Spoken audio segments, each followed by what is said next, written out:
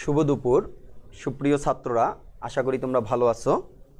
অনেক দিন পরে আবার তোমাদের সাথে আজকে কেমিস্ট্রি ক্লাসে আমি হাজির হয়েছি। আমি ত্রিনাথ সিংহ, প্রভাষক, রসায়ন বিভাগ, ঢাকা কলেজ, ঢাকা। তোমাদের এই বৃহস্পতিবারের এই টাইমটায় তৃতীয় অধ্যায়ের ক্লাস হচ্ছিল এবং তৃতীয় অধ্যায়ের ক্লাস তোমাদের পুরো অধ্যায় শেষ। আমরা আজকে থেকে এই সময়টায় প্রতি বৃহস্পতিবারে চতুর্থ অধ্যায়, প্রথম পত্রের চতুর্থ অধ্যায় নিয়ে আলোচনা শুরু করব। তাহলে চতুর্থ পত্রের প্রথম পত্রের চতুর্থ অধ্যায়ে আমাদের কি কি টপিক আমরা পড়ব। এখানে আমরা শুরুতে পড়ব সবুজ রসায়ন। সবুজ রসায়নের পরে আমরা রাসায়নিক বিক্রিয়া, বিক্রিয়ার হার এবং এই রাসায়নিক বিক্রিয়ার পরে আমরা রাসায়নিক সাম্যাবস্থা নিয়ে আলোচনা করব। তারপরে সাম্য ধ্রুবক, সাম্যাঙ্কের রাশিমালা, এই পর্যন্ত একটা অংশ চতুর্থ অধ্যায়। এই অধ্যায়টা অনেক বড় অধ্যায়। এরপরে আমরা অ্যাসিড ক্ষারকের একটা টপিক পাবো, অ্যাসিড ক্ষারকের একটা অংশ পাবো। এই অ্যাসিড ক্ষারকের অংশ পড়ার পরে আমরা পাবো তাপগতিবিদ্যার অংশ। তার মানে কয়েকটা অংশের সম্মিলিত রূপ হচ্ছে এই চতুর্থ অধ্যায়, যেটা রাসায়নিক পরিবর্তন নাম দেওয়া হয়েছে এই অধ্যায়ের। তাহলে রাসায়নিক পরিবর্তনের প্রথমে আমরা রাসায়নিক বিক্রিয়ার হার এবং এই হার সংশ্লিষ্ট নিয়ে আমরা বিভিন্ন সমীকরণ নিয়ে আলোচনা করব। তারপরের অংশে আমরা আলোচনা করব সাম্য ধ্রুবক, সাম্যাঙ্ক নিয়ে আলোচনা করব এবং তারপরের অংশে অম্ল ক্ষারক নিয়ে আলোচনা করব, বাফার দ্রবণ নিয়ে আলোচনা করব এবং সর্বশেষ অংশে তাপগতিবিদ্যা। তাহলে তুমি যদি এটাকে সংক্ষিপ্ত আকারে চতুর্থ অধ্যায়কে দেখো, তাহলে চারটা বৃহৎ অংশ নিয়ে এই অধ্যায় গঠিত হয়েছে। তো এই চারটা বৃহৎ অংশই সমানভাবে গুরুত্বপূর্ণ এবং চারটা অংশ থেকেই তোমাদের পরীক্ষায় প্রশ্ন এসে থাকে। তাহলে আমরা প্রথম অংশের, যেটা রাসায়নিক বিক্রিয়া এবং বিক্রিয়ার হার, এটা নিয়ে আলোচনা করব। শুরুতে আমরা আলোচনা করব গ্রিন কেমিস্ট্রি বা সবুজ রসায়ন নিয়ে। সবুজ রসায়ন বিষয়টার নাম শুনে আমরা বুঝতে পারছি সবুজ হচ্ছে পরিবেশের সাথে সম্পৃক্ত। তাহলে রসায়নের যে কাঠামো পরিবেশের উপর ডিপেন্ড করে তৈরি করা হয়, সেই রসায়নকেই আমরা সবুজ রসায়ন বলে থাকি। তাহলে রসায়নের কাঠামো বলতে কি বুঝাই? রসায়নের কাঠামো বলতে আমরা বুঝি বিভিন্ন শিল্প কলকারখানা থেকে শুরু করে আমরা যে উৎপাদনমুখী আমাদের কর্মকাণ্ডগুলো চালাই, সেখানে বিভিন্ন অপদ্রব্য বা বিভিন্ন বর্জ্য আমরা কি করি, আমরা পরিবেশে ছেড়ে দেই। তাহলে পরিবেশে যে বর্জ্যগুলো চলে যায়, এগুলো পরিবেশের যেমন ক্ষতি করে, এর পাশাপাশি এই পৃথিবীতে বসবাসকারী মানুষের জন্যও সেটা ক্ষতিকর। তুমি যদি বুড়িগঙ্গা নদীর পানির অবস্থা দেখো, তাহলে বুড়িগঙ্গা নদীর পানি হচ্ছে কালো। কেন কালো? কারণ বিভিন্ন শিল্প কারখানার যে বর্জ্য কেমিক্যালগুলো আছে তা এই পানিতে নিষ্কাশিত হচ্ছে বা ড্রেনের মাধ্যমে পানি বুড়িগঙ্গার পানিতে এসে মিলে যাচ্ছে। এই কারণে বুড়িগঙ্গা নদীর পানির কালার হচ্ছে কালো। তাহলে সবুজ রসায়ন কি বলছে? সবুজ রসায়ন বলছে আমরা এমন কোনো পদ্ধতি উদ্ভাবন করব যে পদ্ধতিতে পরিবেশের ক্ষতি সবচেয়ে কম হবে। আমি যে উৎপাদ, আমার যে কাঙ্ক্ষিত যে উৎপাদ আছে, সেই উৎপাদকেই আমি উৎপন্ন করব, কিন্তু পরিবেশের ক্ষতি যেন সবচেয়ে কম হয় সেদিক বিবেচনা করে আমরা যে রসায়নের কাঠামো প্রবর্তন করব, সেই কাঠামোটাই হচ্ছে সবুজ রসায়ন। সবুজ রসায়নের ধারণাটা সর্বপ্রথম 1991 সালে পল টি অ্যানাস্টাস নামক একজন বিজ্ঞানী এই ধারণা দেন। তাহলে গ্রিন কেমিস্ট্রি ধারণা আসছে কত সাল থেকে? 1991 সাল থেকে।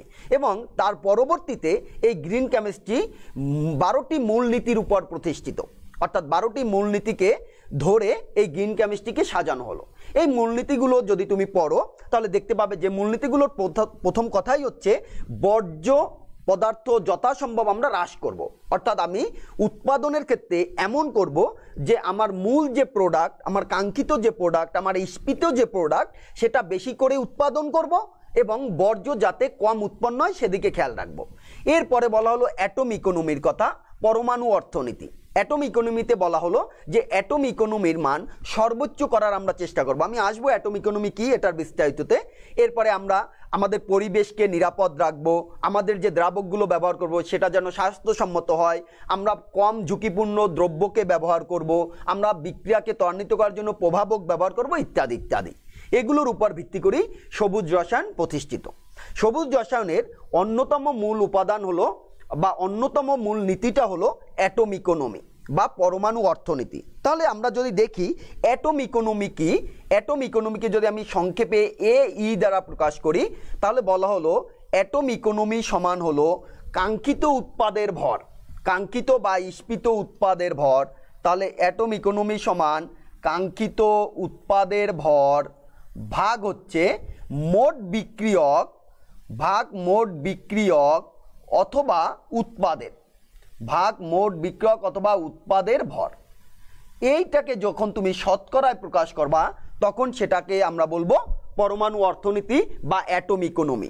তাহলে অ্যাটম ইকোনমি হচ্ছে কাঙ্ক্ষিত উৎপাদের ভরকে আমরা যদি মোট বিক্রয়ক বা উৎপাদের ভর দিয়ে ভাগ দিয়ে সেটাকে 100 দিয়ে গুণ দিই, যে রাশি পাই সেই রাশিটাকে আমরা বলে থাকি অ্যাটম ইকোনমি, বাংলায় বলে থাকি এটাকে পরমাণু অর্থনীতি। তাহলে কাঙ্ক্ষিত উৎপাদ কি? কাঙ্ক্ষিত উৎপাদ তুমি ওই বিক্রিয়ার মাধ্যমে, ওই পদ্ধতির মাধ্যমে কোন উৎপাদটাকে তৈরি করতে চাও সেটা হচ্ছে কাঙ্ক্ষিত উৎপাদ। আর মোট বিক্রিয়ক অথবা মোট উৎপাদ, তাহলে মোট উৎপাদে কাঙ্ক্ষিত উৎপাদই যদি মোট উৎপাদ হয় তাহলে তোমার অ্যাটম ইকোনমির মান 100 চলে আসবে। কিন্তু কাঙ্ক্ষিত উৎপাদের পাশাপাশি যদি তোমার সহজাত উৎপাদ তৈরি হয়, যেটাকে আমরা বলি বাই প্রোডাক্ট যত বেশি হবে তাহলে তোমার কাঙ্ক্ষিত উৎপাদের ভরটা তত কমে যাবে। আমরা যদি মোট বিক্রিয়ক অথবা মোট উৎপাদের ভর দিয়ে ভাগ দেই, তুমি ডাল্টনের পরমাণুবাদে জানো কি?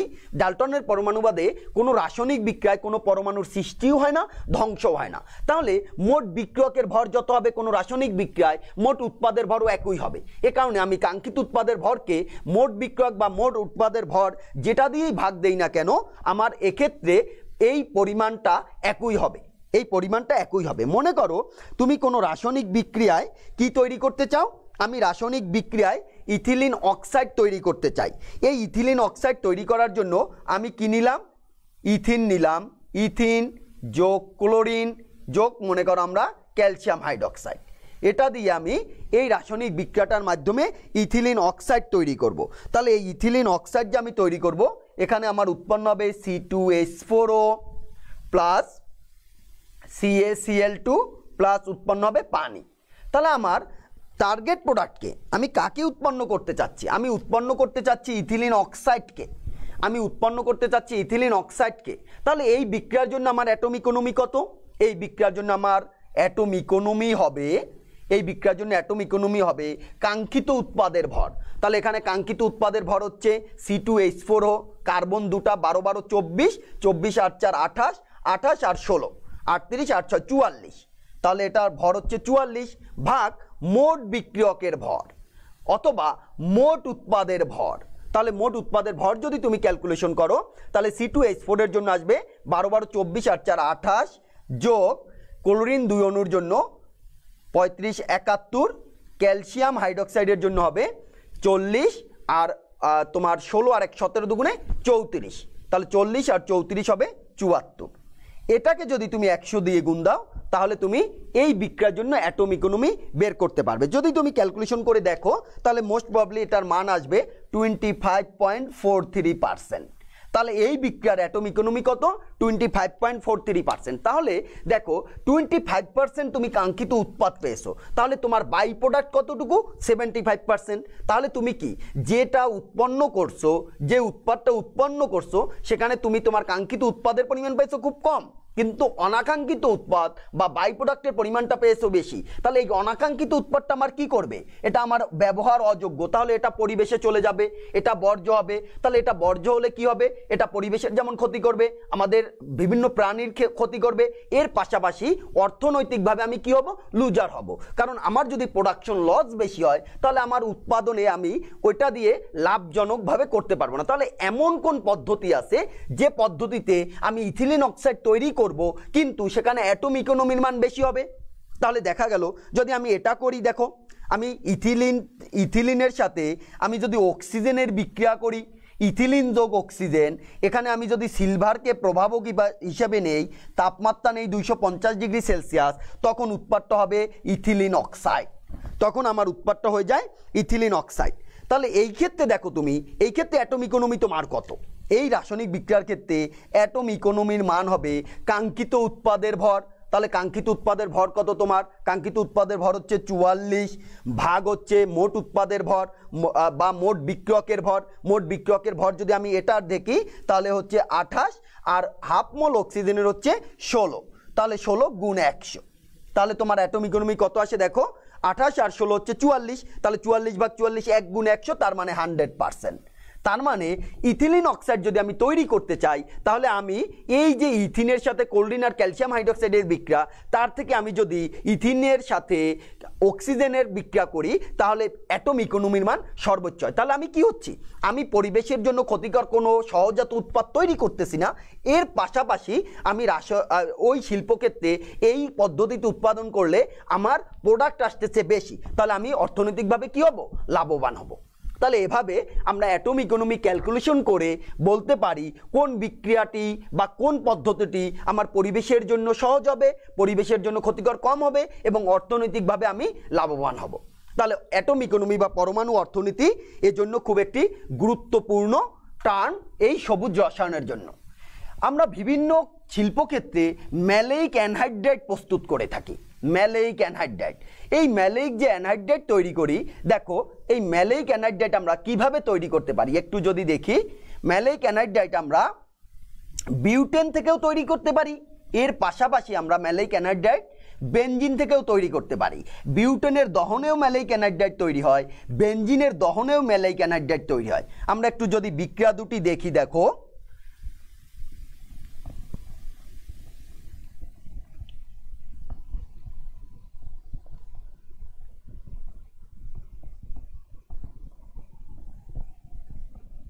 দেখো তাহলে আমরা উৎপাদন করতে চাচ্ছি কি, ম্যালেইক অ্যানহাইড্রাইড। ম্যালেইক অ্যানহাইড্রাইড আমি কি দিয়ে তৈরি করব, বেনজিন দিয়ে তৈরি করব। তাহলে বেনজিন C6H6 যোগ অক্সিজেন, এটাকে আমরা যদি সমতা করে নেই তাহলে উৎপন্ন হবে ম্যালেইক অ্যানহাইড্রাইড C2C4H2O3, 2 অণু 4 অণু পানি 4 অণু কার্বন ডাই অক্সাইড। এ হচ্ছে ম্যালেইক অ্যানহাইড্রাইড। এই যৌগটির নাম হচ্ছে আমাদের ম্যালেইক অ্যানহাইড্রাইড, যেটা আমাদের শিল্পক্ষেত্রে বা বিভিন্ন উৎপাদনে আমরা এটাকে ব্যবহার করে থাকি। আবার আমি বলছি কি, এই বস্তুটাকে আমরা, এই পদার্থটাকে আমরা বেনজিনের পরিবর্তে বিউটেন দিয়েও তৈরি করতে পারি। C4H10 যোগ 7O2, তাহলে এখানেও 2 মোল ম্যালেইক অ্যানহাইড্রাইড তৈরি হবে, 2 মোল ম্যালেইক অ্যানহাইড্রাইড তৈরি হবে এবং এর পাশাপাশি এখানে উৎপন্ন হবে তোমার 8 মোল পানি উৎপন্ন হবে। দুটো পদ্ধতি তুমি এই ম্যালেইক অ্যানহাইড্রাইডকে প্রস্তুত করতে পারো।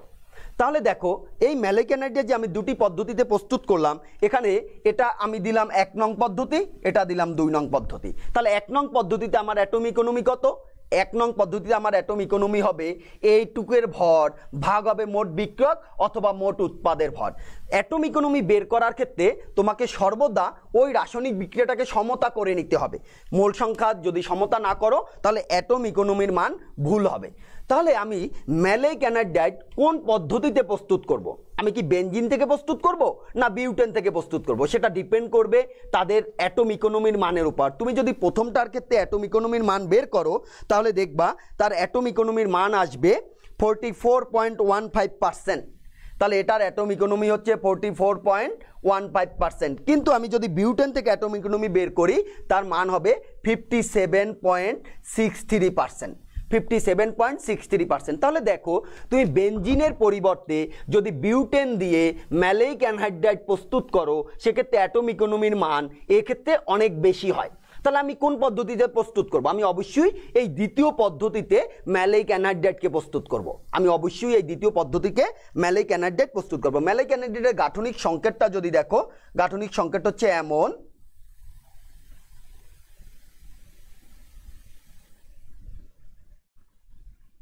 এটা হচ্ছে ম্যালেইক অ্যানহাইড্রাইড। তাহলে এটার অ্যাটম ইকোনমির মান যেহেতু দ্বিতীয় পদ্ধতিতে বেশি, এ কারণে আমরা দ্বিতীয় পদ্ধতিতে এই ম্যালেইক অ্যানহাইড্রাইডকে প্রস্তুত করব। আর কারণ কি, আর কারণ দেখো প্রথম পদ্ধতিতে আমরা যে বেনজিন ব্যবহার করছি এই বেনজিন হচ্ছে বিষাক্ত পদার্থ। তাহলে টক্সিক এলিমেন্টগুলোকে বা টক্সিক কম্পাউন্ডগুলোকে আমরা ল্যাবরেটরিতে ব্যবহার থেকে দূরে থাকবো বা যথাসম্ভব তার ব্যবহার হ্রাস করার চেষ্টা করব। তাহলে এক্ষেত্রেও আমি প্রথম পদ্ধতিকে কি করব, অ্যাভয়েড করে যাব, আমি দ্বিতীয় পদ্ধতিতে ম্যালেইক অ্যানহাইড্রাইড প্রস্তুত করব।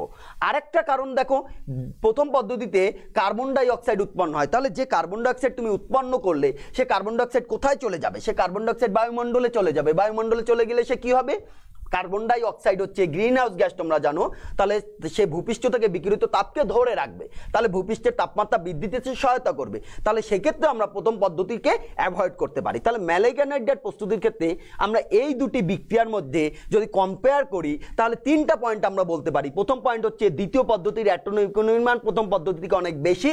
দ্বিতীয় পয়েন্ট হচ্ছে প্রথম পদ্ধতিতে বেনজিনের মতো বিষাক্ত যৌগকে ব্যবহার করা হলো, কিন্তু দ্বিতীয় পদ্ধতিতে বিউটেনকে ব্যবহার করা হচ্ছে যা বিষাক্ত নয়। তৃতীয় পয়েন্ট হচ্ছে প্রথম পদ্ধতিতে greenhouse gas carbon die oxide উৎপন্ন হয়, কিন্তু দ্বিতীয় পদ্ধতিতে এ ধরনের কোনো ক্ষতিকর গ্যাস বা উপাদান উৎপন্ন হয় না। তাহলে এই তিনটা পদ্ধতির উপর ভিত্তি করে আমরা বলতে পারি যে ম্যালিক অ্যানহাইড্রাইড প্রস্তুতির জন্য আমাদের দ্বিতীয় পদ্ধতিটা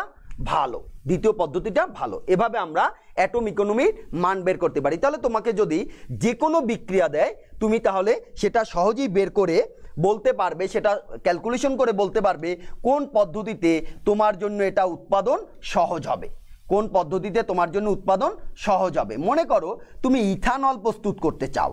এখন ইথানল প্রস্তুত করতে গিয়ে তুমি কি করলে, তুমি দুটো পদ্ধতি ব্যবহার করলে। এক নম্বর পদ্ধতি তুমি ব্যবহার করলে ইথিনের সাথে তুমি পানির বিক্রিয়া করলে, ইথিনের সাথে পানির বিক্রিয়া করে তুমি উৎপন্ন করলে ইথানল। এটা 2 নং পদ্ধতিতে তুমি কি করতে পারো, তুমি ইথিনের সাথে ইথিন বা তুমি 2 নং পদ্ধতিতে মনে করো অ্যালকাইল হ্যালাইডের সাথে জলীয় দ্রবণের ক্ষারকের বিক্রিয়া করলে।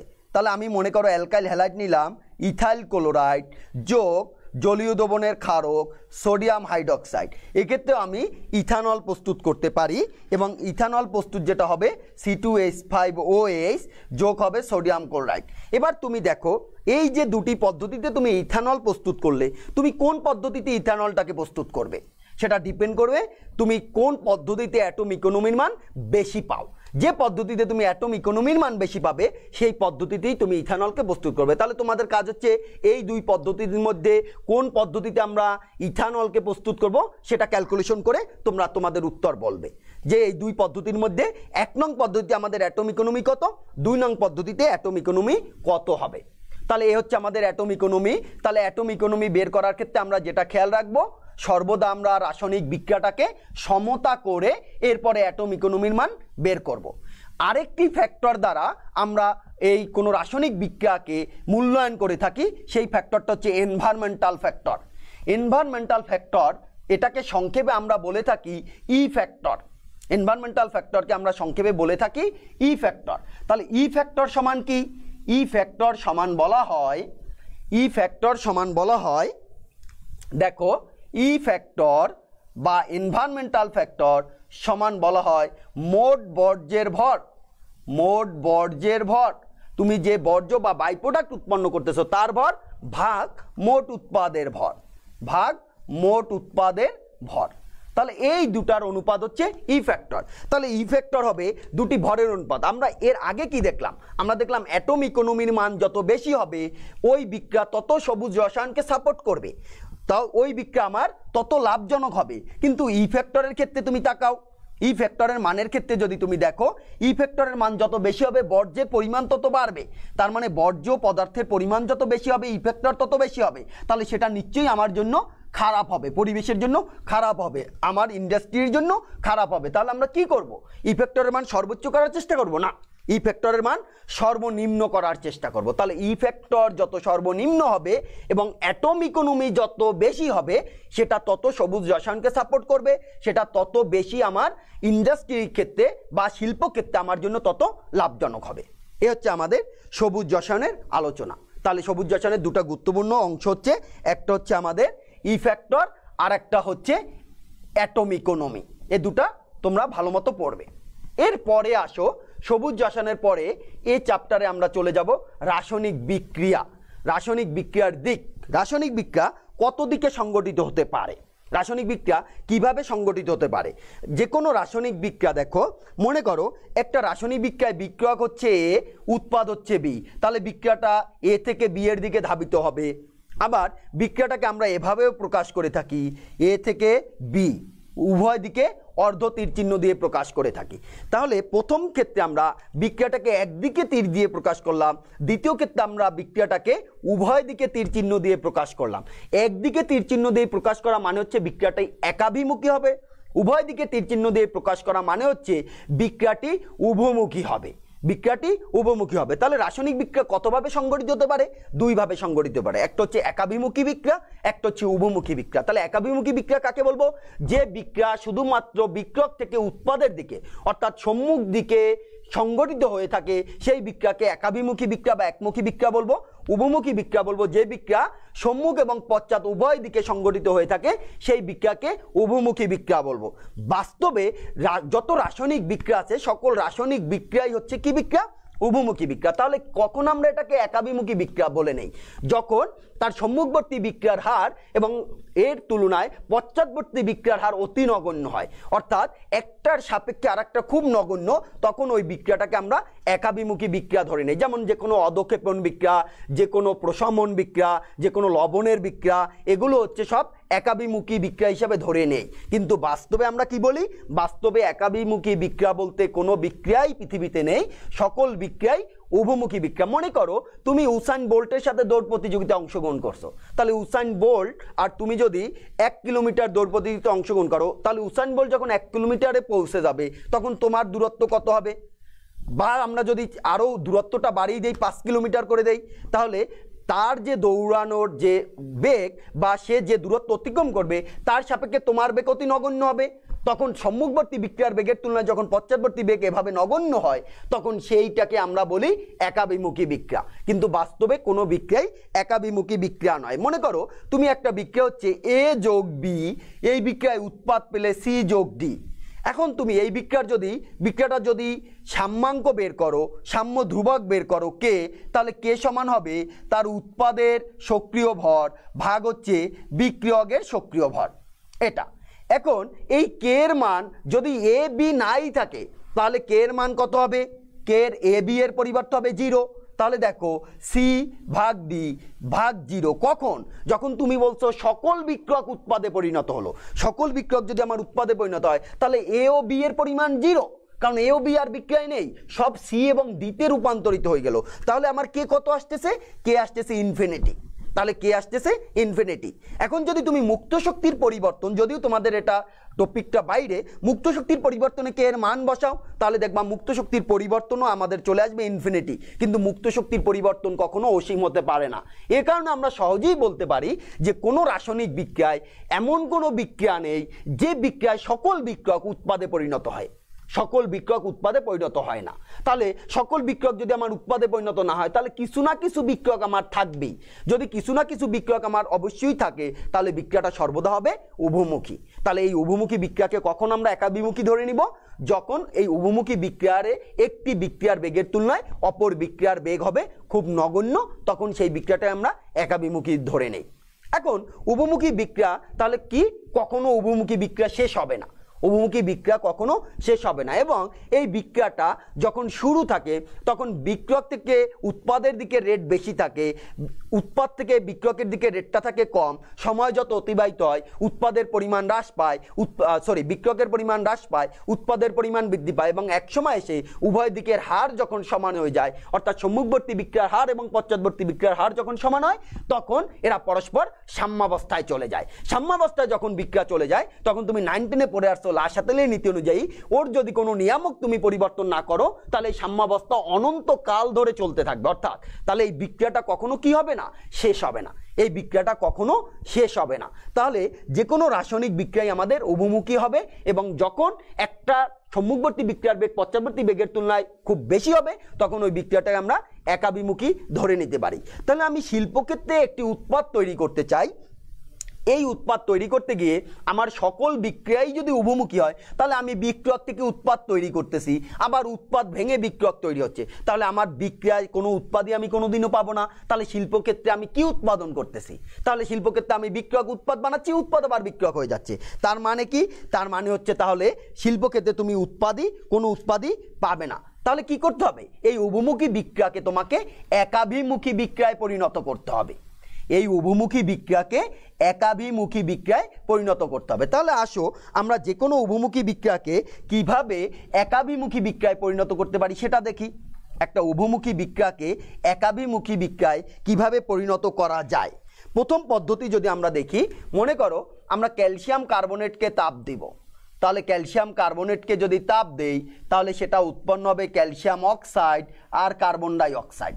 তাহলে কার্বন ডাই অক্সাইড গ্যাস, এটা যদি আমি বিক্রিয়াটা খোলা পাত্রে করি, খোলা পাত্রে যদি বিক্রিয়াটাকে সংগঠিত করি তাহলে দেখো কার্বন ডাই অক্সাইড গ্যাস আমার পাত্র থেকে উড়ে যাবে। পাত্র থেকে যদি উড়ে যায় তাহলে calcium oxide, carbon die oxide নেই, ও একা তো আর ক্যালসিয়াম কার্বনেটে পরিণত হতে পারবে না, তাহলে বিক্রিয়াটা হবে আমার একাভিমুখী বিক্রিয়া। কিন্তু এই একই বিক্রিয়াকে যদি আমি বদ্ধ পাত্রে সংগঠিত করতাম, দেখো বদ্ধ পাত্রে যদি সংগঠিত করি তাহলে বিক্রিয়াটা হয়ে যাবে উভমুখী, তাহলে বিক্রিয়াটা হয়ে যাবে উভমুখী। তখন ক্যালসিয়াম অক্সাইড এবং কার্বন ডাই অক্সাইড মিলিত হয়ে ক্যালসিয়াম কার্বনেট তৈরি করতে পারে। তাহলে আমরা কি বলতে পারি? আমরা বলতে পারি যে যদি কোনো রাসায়নিক বিক্রিয়ায় একটি উৎপাদ গ্যাসীয় হয়, যদি কোনো রাসায়নিক বিক্রিয়া একটি উৎপাদ গ্যাসীয় হয়, ওই বিক্রিয়াটাকে খোলা পাত্রের পরিবর্তে বদ্ধ পাত্রে সংগঠিত করে ওই বিক্রিয়াটাকে আমরা উভমুখী করতে পারি। তাহলে বদ্ধ পাত্রের পরিবর্তে যদি আমরা খোলা পাত্র করি তাহলে বিক্রিয়াটা উভমুখী থেকে একাভিমুখী বিক্রিয়ায় পরিণত হয়। তাহলে তোমার যদি এমন কোনো বিক্রিয়ক আসে যেটা থেকে একটি উৎপাদ পাবে, ওই বিক্রিয়াটাকে যদি তুমি খোলা পাত্রে সংগঠিত করো তাহলেই তোমার বিক্রিয়াটা কি হয়ে যাবে? একমুখী হয়ে যাবে। এটা একটা পদ্ধতি। দ্বিতীয় পদ্ধতি হচ্ছে যদি কোনো বিক্রিয়ায় অদক্ষেপ তৈরি হয়, যদি কোনো বিক্রিয়ায় অদক্ষেপ তৈরি হয়, অদক্ষেপ তৈরি হলে ওই বিক্রিয়াটা সর্বদা একাভিমুখী বিক্রিয়া হবে। যেমন সোডিয়াম ক্লোরাইডের জলীয় দ্রবণে যদি তুমি সিলভার নাইট্রেট যোগ করো, সোডিয়াম ক্লোরাইডের জলীয় দ্রবণে তুমি সিলভার নাইট্রেট যোগ করলো, তাহলে কি উৎপন্ন হবে? সিলভার ক্লোরাইডের অদক্ষেপ পড়বে আর উৎপন্ন হবে সোডিয়াম নাইট্রেট, আর উৎপন্ন হবে সোডিয়াম নাইট্রেট। যখনই অদক্ষেপ পড়ে গেল তখনই এটা আর স্থিতিশীল হয়ে গেল, অর্থাৎ এরা আর পরস্পর সংযুক্ত হয়ে এই বিক্রিয়ক তৈরি করবে না। তাহলে 2 নম্বর পদ্ধতি হচ্ছে আমার, যদি কোনো রাসায়নিক বিক্রিয়ায় অদক্ষেপ সৃষ্টি হয় তাহলে ওই বিক্রিয়ার ক্ষেত্রে সহজেই আমরা কি করতে পারি? ওই বিক্রিয়ার ক্ষেত্রে সহজেই আমরা ওই উভমুখীর পরিবর্তে বিক্রিয়াটাকে একাভিমুখী বিক্রিয়ায় পরিণত করতে পারি, উভমুখীর পরিবর্তে একাভিমুখী বিক্রিয়ায় পরিণত করতে পারি। 3 নম্বর পদ্ধতি দেখো, আমরা মনে করো ইথাইল অ্যাসিটেটকে তাপ দিলাম, ইথাইল অ্যাসিটেট, তাহলে CH3COO-C2H5 ইথাইল অ্যাসিটেট, এটাকে যদি আমরা আর্দ্র বিশ্লেষণ করি তাহলে এটা থেকে উৎপন্ন হবে ইথানল, ইথানল এবং অ্যাসিটিক অ্যাসিড, ইথানল এবং অ্যাসিটিক অ্যাসিড। এবার এই উৎপাদের মধ্যে যদি আমি এমন কোনো পদার্থকে যোগ করে দেই যে পদার্থটা যোগ করলে উৎপাদের সাথে বিক্রিয়া করবে, তখনই এই বিক্রিয়াটা উভমুখীর পরিবর্তে একাভিমুখী বিক্রিয়ায় রূপান্তরিত হবে। তুমি যদি এই উৎপাদের মধ্যে এই বিক্রিয়ায় সোডিয়াম হাইড্রক্সাইড যোগ করে দাও তাহলে ওই সোডিয়াম হাইড্রক্সাইড ক্ষারক এই অ্যাসিডের সাথে বিক্রিয়া করে সোডিয়াম অ্যাসিটেট উৎপন্ন করবে। যখনই সোডিয়াম অ্যাসিটেট উৎপন্ন করবে তখন বিক্রিয়াটা পশ্চাৎমুখীভাবে আর সংগঠিত হওয়ার সুযোগ পায় না। তাহলে আমরা অন্য কোনো যৌগকে ওই বিক্রিয়ার পাত্রে যোগ করে তারপরে বিক্রিয়াটাকে একাভিমুখী বিক্রিয়ায় রূপান্তর করতে পারি। সেক্ষেত্রে আমার তাহলে বিক্রিয়াটা কি হলো? সেক্ষেত্রে যখন আমি সোডিয়াম হাইড্রক্সাইড যোগ করব তখন আমার ইথাইল অ্যাসিটেট যোগ সোডিয়াম হাইড্রক্সাইড এরা পরস্পর বিক্রিয়া করে আমার উৎপন্ন করবে সোডিয়াম অ্যাসিটেট, সোডিয়াম অ্যাসিটেট আর উৎপন্ন করবে ইথানল, সোডিয়াম অ্যাসিটেট আর উৎপন্ন করবে ইথানল। এভাবে আমরা তাহলে প্রথমেই আমরা কি করলাম? গ্যাসীয় একটি উৎপাদ হলে খোলা পাত্রে সংগঠিত করে একাভিমুখী করলাম, অদক্ষেপণের মাধ্যমে একাভিমুখী করলাম, তৃতীয় অন্য একটি যৌগ যোগ করে আমরা সেটাকে একাভিমুখী করলাম। চতুর্থ আরেকটা পদ্ধতি আমরা অ্যাপ্লাই করতে পারি। দেখো চতুর্থ পদ্ধতিতে আমরা মনে করো নাইট্রোজেন আর হাইড্রোজেন পরস্পর বিক্রিয়া করে অ্যামোনিয়া উৎপন্ন করে, পরস্পর বিক্রিয়া করে অ্যামোনিয়া উৎপন্ন করে হেবারবস পদ্ধতিতে। এখন এই উৎপন্ন অ্যামোনিয়াকে যদি তুমি এখান থেকে সরিয়ে নাও, উৎপন্ন অ্যামোনিয়াকে যখনই তোমার বিক্রিয়ার পাত্রে, যে পাত্রে তুমি বিক্রিয়া সংগঠিত করতেছো সেখানে উৎপাদ উৎপন্ন হওয়ার সাথে সাথে তাকে যদি অন্য পাত্রে তুমি সরাতে পারো তাহলে বিক্রিয়াটা কিন্তু বিপরীতমুখীভাবে বা পশ্চাৎমুখীভাবে আর সংগঠিত হওয়ার সুযোগ পায় না। তাহলে সেক্ষেত্রে আমাদের বিক্রিয়াটা কি হতে পারে? একাভিমুখী বিক্রিয়ায় রূপান্তরিত হতে পারে। এভাবে কোনো রাসায়নিক বিক্রিয়াকে আমরা উভমুখী বিক্রিয়া থেকে একাভিমুখী বিক্রিয়ায় রূপান্তরিত করতে পারি।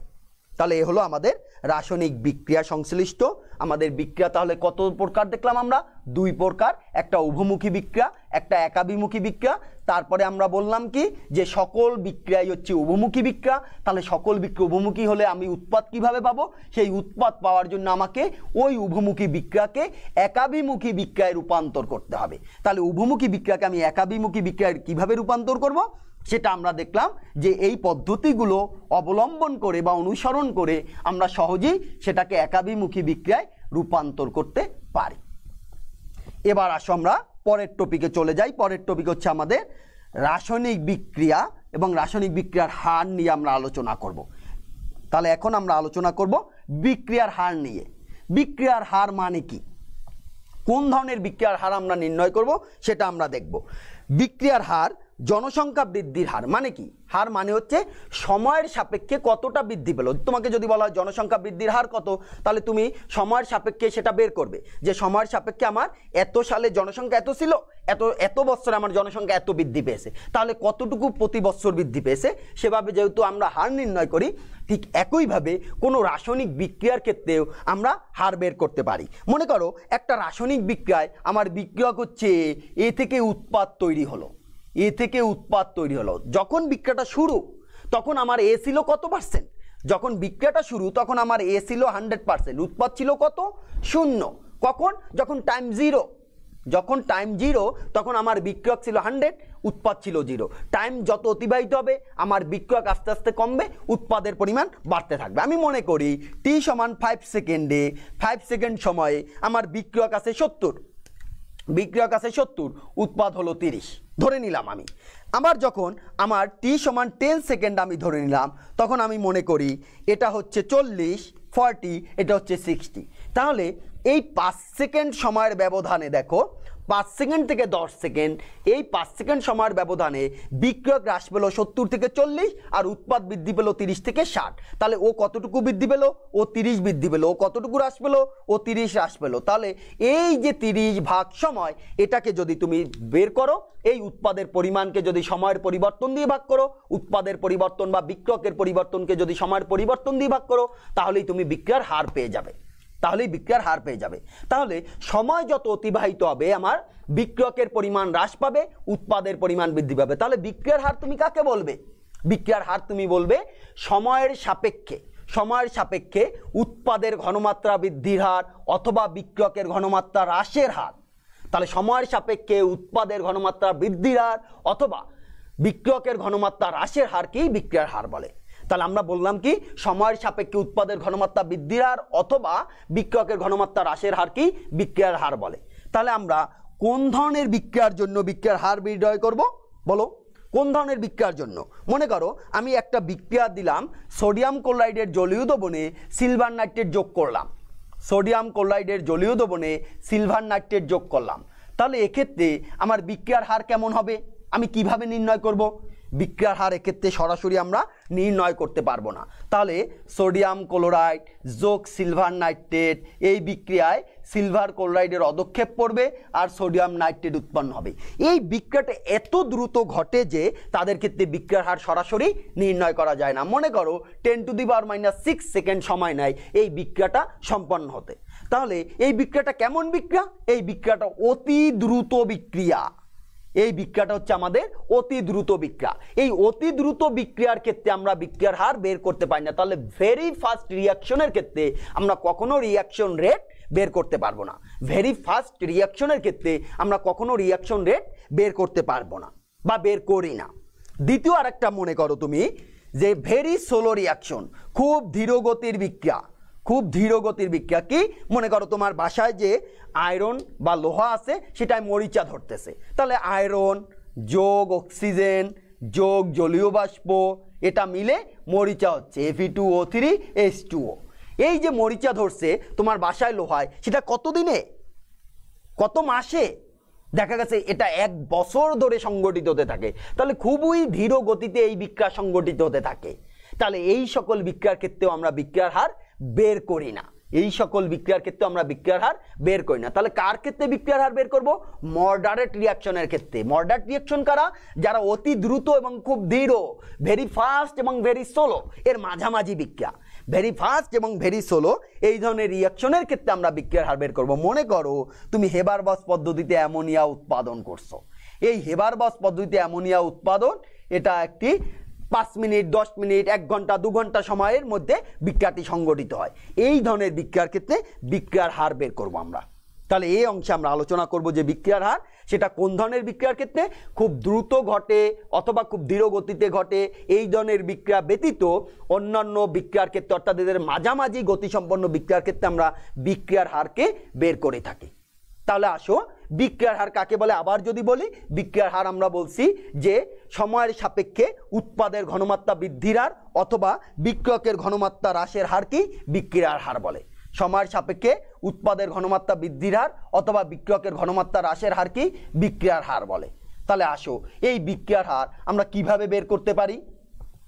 আমরা একটা রাসায়নিক বিক্রিয়াকে চিন্তা করি, একটা রাসায়নিক বিক্রিয়াকে আমরা চিন্তা করি। মনে করো একটা রাসায়নিক বিক্রিয়া এ থেকে উৎপাদ তৈরি হলো, এ থেকে পি পাইলাম, আমরা এ থেকে পি প্রোডাক্ট উৎপন্ন হলো, বিক্রিয়ক থেকে উৎপাদ পাওয়া গেল। তাহলে এই রাসায়নিক বিক্রিয়ার হার কত?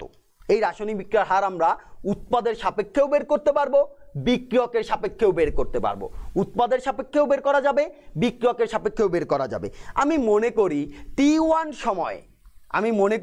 T1 সময়ে আমার বিক্রিয়কের পরিমাণ, বিক্রিয়ক C1, T1 সময় বিক্রিয়ক C1 মোল পার লিটার, খেয়াল করো। আবার T2 সময়ে বিক্রিয়ক হচ্ছে আমার C2 মোল পার লিটার। তাহলে আমার সময়ের পরিবর্তন কত? সময়ের পরিবর্তন, মোট সময়ের পরিবর্তন কত? T2 মাইনাস T1 সমান ডেল্টা টি। তাহলে আমার বিক্রিয়কের ঘনমাত্রার পরিবর্তন কত? বিক্রিয়কের ঘনমাত্রার পরিবর্তন সমান হবে C2 মাইনাস C1। এবার তুমি বলো, টাইম যখন কম তখন বিক্রিয়কের ঘনমাত্রা ছিল C1, টাইম যখন বেশি হয়ে গেল বিক্রিয়কের ঘনমাত্রা C2, তাহলে সময় যত অতিবাহিত হবে বিক্রিয়কের পরিমাণ হ্রাস পাবে। সেই হিসাবে C1 থেকে C2-র মান অবশ্যই ছোট হবে, সেই হিসেবে C1 থেকে C2-র মান অবশ্যই ছোট হবে। যদি ছোট হয় তাহলে ছোটটা থেকে তুমি বড়টাকে বিয়োগ দিছো, তার মানে মাইনাস ডেল্টা সি হবে, তাহলে একটা ঋণাত্মক সাইন চলে আসবে। তাহলে আমার বিক্রিয়ার হার কত? বিক্রিয়ার হার হবে, এক্ষেত্রে বিক্রিয়ার হার হবে minus delta C by delta T. এক্ষেত্রে বিক্রিয়ার হার হবে minus delta C by delta T. মানে হলো যে বিক্রিয়কের ঘনমাত্রার পরিবর্তন ভাগ সময়ের পরিবর্তন, বিক্রিয়কের ঘনমাত্রার পরিবর্তন ভাগ সময়ের পরিবর্তন, এ হচ্ছে আমার বিক্রিয়ার হার। তাহলে এই বিক্রিয়ার হার কি ঋণাত্মক? এই বিক্রিয়ার হার কোনো বিক্রিয়ার হারই ঋণাত্মক হতে পারে না। তাহলে মাইনাসটা কেন? কারণ ওই যে ঘনমাত্রার পরিবর্তন, তোমার ঘনমাত্রা হ্রাস পাবে, সেখানে একটা মাইনাস আসবে, ওই মাইনাস এই মাইনাস মিলে হয়ে যাবে প্লাস। বিক্রিয়ার হার ধনাত্মক করার জন্য যখন বিক্রিয়কের সাপেক্ষে আমরা বিক্রিয়ার হার ক্যালকুলেশন করি তখন একটা ঋণাত্মক সাইন আমরা শুরুতেই ব্যবহার করি, ঋণাত্মক সাইন আমরা শুরুতেই ব্যবহার করি। এটাকে আমরা বলবো বিক্রিয়ার হার। তাহলে আমি উৎপাদের সাপেক্ষেও বের করতে পারি। আমি ধরে নেই T1 সময়ে আমার উৎপাদের ঘনমাত্রা, T1 সময় আমার উৎপাদের ঘনমাত্রা হচ্ছে x1 মোল পার লিটার। তাহলে আমার T2 সময় উৎপাদের ঘনমাত্রা কত? x2 মোল পার লিটার। তাহলে বলো এবার সময়ের পরিবর্তন ডেল্টা টি, সময়ের পরিবর্তন এক্ষেত্রেও ডেল্টা টি, আর উৎপাদের ঘনমাত্রা পরিবর্তন কত? x2 minus x1। তাহলে উৎপাদ x1 বড় না x2 বড়? সময় যত অতিবাহিত হয় উৎপাদের পরিমাণ বৃদ্ধি পায়, তাহলে x1 থেকে x2 বড়, তাহলে এক্ষেত্রে আর মাইনাস সাইন আসবে না, তাহলে হচ্ছে ডেল্টা এক্স। তাহলে আমার উৎপাদের সাপেক্ষে বিক্রিয়ার হার হবে কত? Delta X by delta T. তাহলে উৎপাদের সাপেক্ষে আমার বিক্রিয়ার হার হবে কত? Delta X by delta T. তাহলে বিক্রিয়ার হার সমান, যদি তুমি বিক্রিয়কের ঘনমাত্রার পরিবর্তনকে সময়ের পরিবর্তন দিয়ে ভাগ দাও ঋণাত্মক সাইন ব্যবহার করবা, আর যদি উৎপাদের ঘনমাত্রার পরিবর্তনকে সময়ের পরিবর্তন দিয়ে ভাগ দাও তাহলে ঋণাত্মক সাইন আর ব্যবহার করতে হবে না। এ হচ্ছে বিক্রিয়ার হার। এখন এই যে বিক্রিয়ার হার তুমি বের করলে, এই বিক্রিয়ার হারটা কেমন বিক্রিয়ার হার? গড় বিক্রিয়ার হার। গড় বিক্রিয়ার হার মানে কি? গড় বিক্রিয়ার হার মানে হচ্ছে অনেক সময়ের ব্যবধানে সেই বিক্রিয়ার অংশ তুমি বের করতেছো, অনেক সময়ের ব্যবধানে। মনে করো এটা হচ্ছে, তাহলে আমরা বলছি কি গড় বিক্রিয়ার হার। গড় বিক্রিয়ার হার delta C by minus delta C by delta T সমান delta X by delta T. তাহলে গড় বিক্রিয়ার হার, মনে করো বিক্রিয়াটা শুরু হচ্ছে 5 মিনিট সময়, এরপরে 2 ঘন্টা সময় তার এই 5 মিনিট থেকে 2 ঘন্টা এটা নিচে আমি সময়ের পরিবর্তন, এই সময়ের পরিবর্তনে তার ঘনমাত্রার পরিবর্তনকে দিয়ে আমরা এভাবে গড় বিক্রিয়ার হার বের করে থাকি। তার মানে ডেল্টা যখন ব্যবহার করতেছি সেটা বৃহৎ অংশ নিয়ে ব্যবহার করতেছি। কিন্তু তুমি চিন্তা করো 5 মিনিট সময় আর যে 2 ঘন্টার সময়, এই 2 সময়ের যে গড় তুমি বের করতেছো, এই পুরোটা সময় জুড়ে বিক্রিয়ার হার কিন্তু সর্বদা সমান ছিল না। কারণ শুরুতেই বিক্রিয়ার হার বেশি থাকে, সময় যত অতিবাহিত হয় বিক্রিয়ার হার আস্তে আস্তে কমতে থাকে। তাহলে এই গড় বিক্রিয়ার হার কখনো কখনো সঠিক বিক্রিয়ার হার দিতে পারে না। সেক্ষেত্রে আমরা ক্ষুদ্র সময়ের ব্যবধান নিয়েও কখনো কখনো বিক্রিয়ার হার বের করে থাকি। এই যে ক্ষুদ্র ক্ষুদ্র সময়ের ব্যবধান দিয়ে বিক্রিয়ার হার বের করে থাকি, এই বিক্রিয়ার হারকে আমরা বলি তাৎক্ষণিক বিক্রিয়ার হার। এই তাৎক্ষণিক বিক্রিয়ার হারকে আমরা ডি দ্বারা প্রকাশ করি। তাহলে তাৎক্ষণিক বিক্রিয়ার হার সমান হবে, এক্ষেত্রে যদি আমরা লিখি মাইনাস ডিসি বাই ডিটি সমান ডিএক্স বাই ডিটি। তাহলে ডেল্টা ডি এর মধ্যে পার্থক্য কি?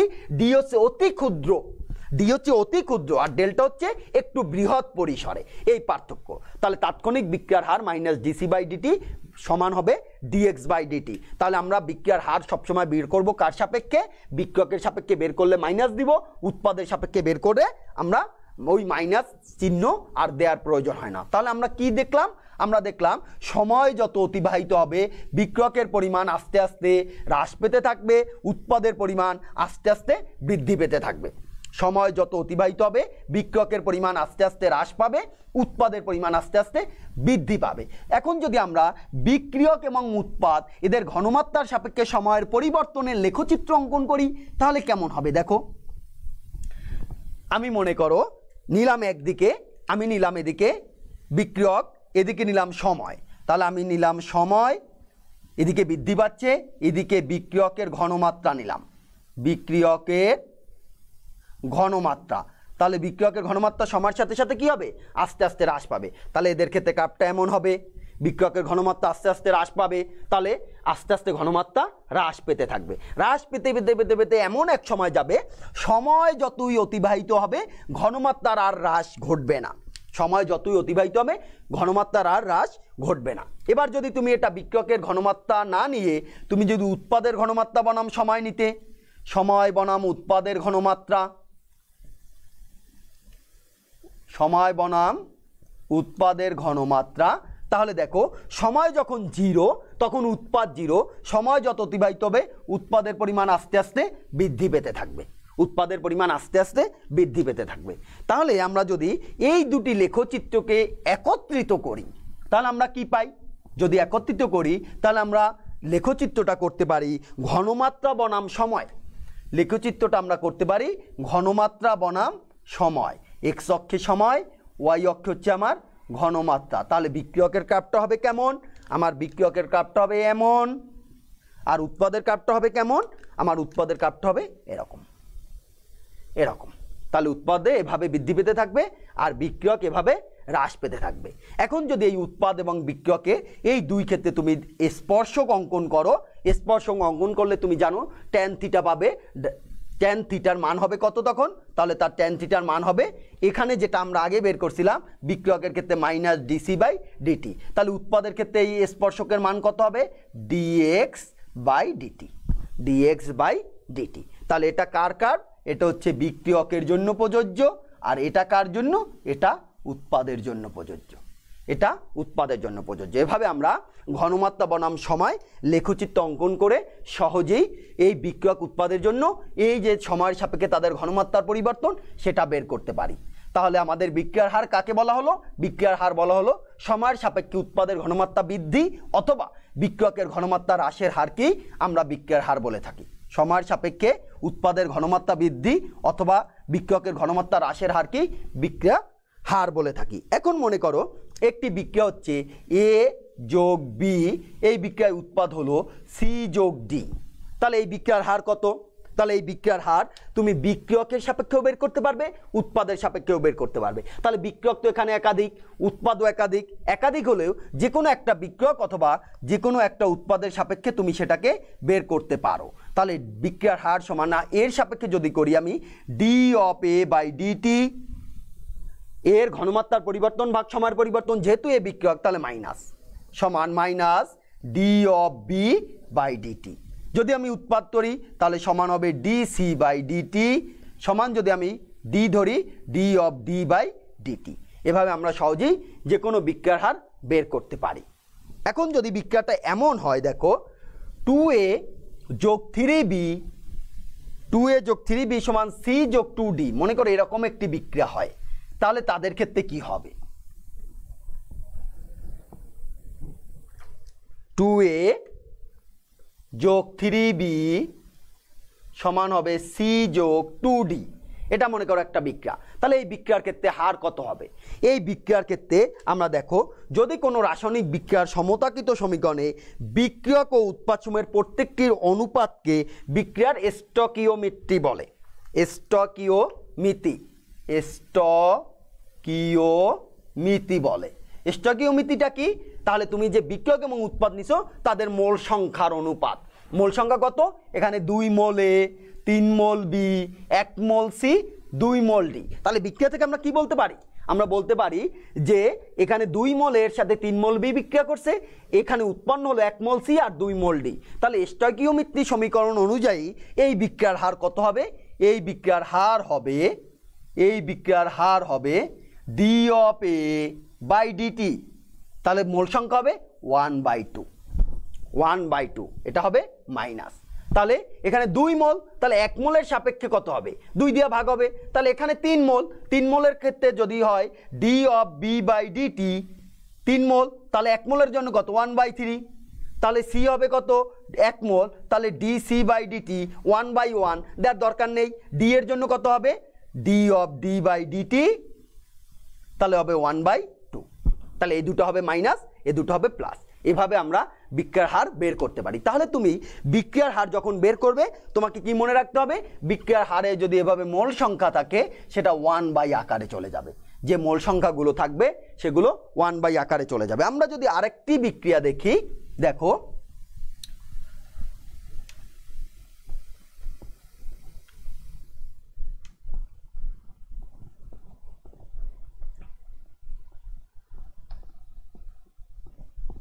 আরেকটি বিক্রিয়া আমরা নিলাম, মনে করো XX যোগ YY, এই বিক্রিয়া উৎপন্ন হলো MM যোগ NN। তাহলে এই বিক্রিয়ার হার কত হবে? এই বিক্রিয়ার হার হবে আগের মতোই dx by DT 1/x minus সমান হবে minus 1/y dy by dt, dy by dt সমান হবে 1/m dm বাই ডিটি সমান হবে 1/n dn বাই ডিটি। এখন এই বিক্রিয়ার হার বের করার ক্ষেত্রে তুমি যে কোনোটাকে ধরতে পারো। উৎপাদ যদি একাধিক হয় যে কোনো উৎপাদকে ধরে তুমি বিক্রিয়ার হার বের করতে পারো। যদি বিক্রিয়কও একাধিক হয় যে কোনো বিক্রিয়ককে ধরেও তুমি বিক্রিয়ার হার বের করতে পারো। এভাবে আমরা বিক্রিয়ার হারকে বের করে থাকি। এর পাশাপাশি অন্যভাবেও আমরা বিক্রিয়ার হার বের করে থাকি, সেইটা হচ্ছে ভর ক্রিয়া সূত্র অনুযায়ী। তাহলে ভর ক্রিয়া সূত্র অনুযায়ী যে বিক্রিয়ার হার আমরা বের করি সেই টপিকে আজকে আর আমি যাব না, তোমাদের আজকে এ পর্যন্ত থাকবে, বিক্রিয়ার হার পর্যন্ত। আমরা পরের ক্লাসে ভর ক্রিয়া সূত্র অনুযায়ী বিক্রিয়ার হার, হার ধ্রুবক, হার ধ্রুবকের বৈশিষ্ট্য এগুলো নিয়ে আলোচনা করব। তাহলে আজকে এ পর্যন্ত থাকলো, সবাই ভালো থেকো। যেটুক পড়ানো হলো এটুক তোমরা একটু বই থেকে ভালো মতো পড়ে নিও। ভালো থেকো সবাই।